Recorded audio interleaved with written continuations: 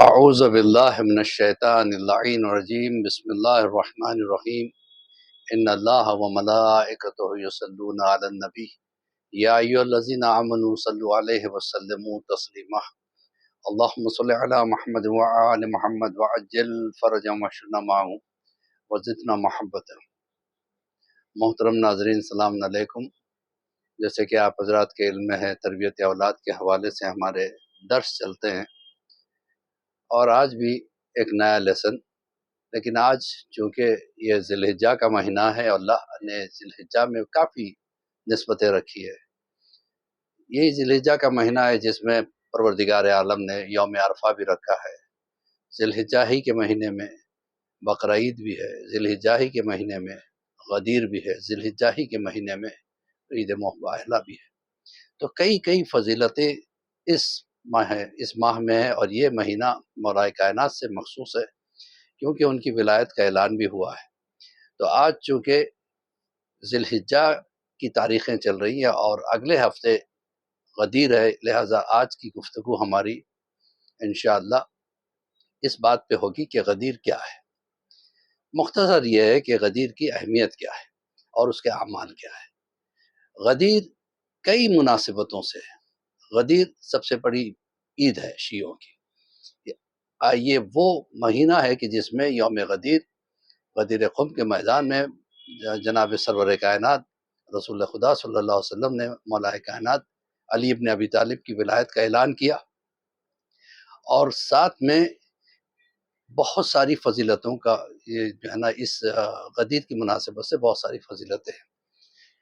نہ صرف مولا کائنات کی ولایت کا اعلان، بلکہ یہی وہ دن تھا جس میں جناب موسیٰ نے جادوگروں پہ فتح حاصل کی تھی۔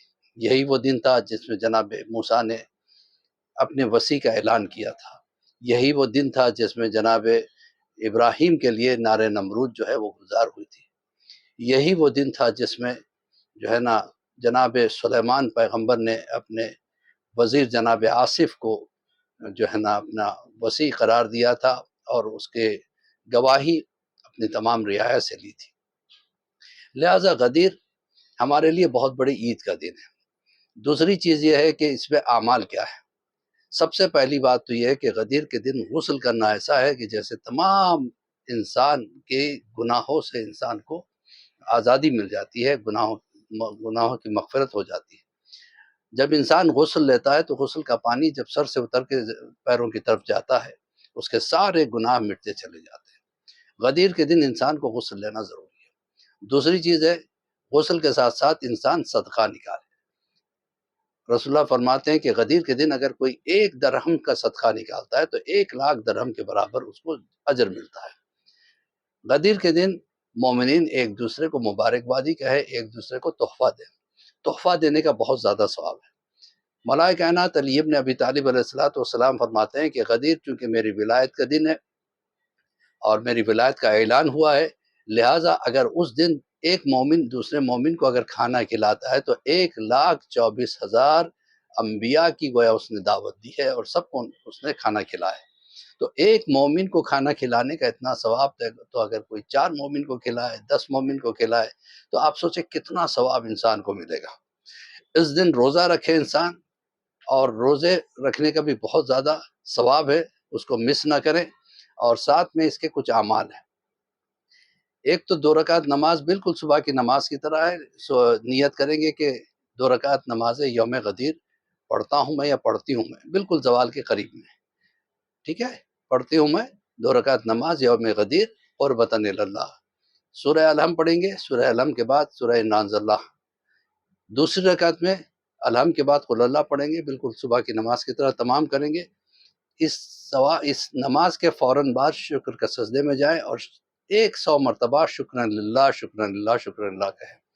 تو اس کے بعد ایک دعا ہے جو ہر کتاب میں مل جائے گی انشاءاللہ، اس کو پڑھیں تو اس کا ثواب اتنا زیادہ ہے جیسے کہ غدیر میں رسول اللہ کے ساتھ آپ رہے ہوں اور ان کے ہاتھ پہ ولایت امیر المومنین کی بیعت بھی کی ہو، اتنا زیادہ ثواب ہے۔